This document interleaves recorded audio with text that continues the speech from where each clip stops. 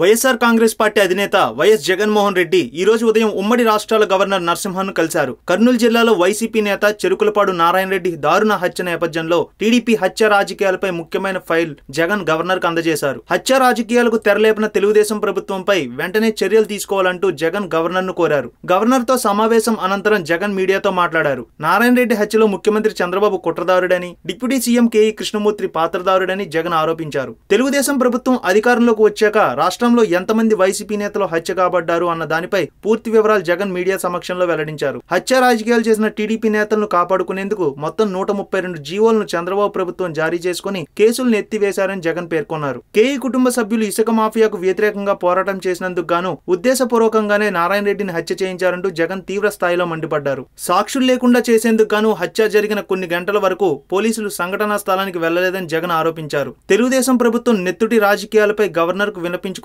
YS Jagan తెలిపారు. దీనిపై governor స్పందించి ఎలాంటి వివక్షలకు తావు లేకుండా హత్యకు కారకులైన వారిపై వెంటనే చర్యలు తీసుకోవాలని కోరినట్లు జగన్ మీడియాకు తెలిపారు.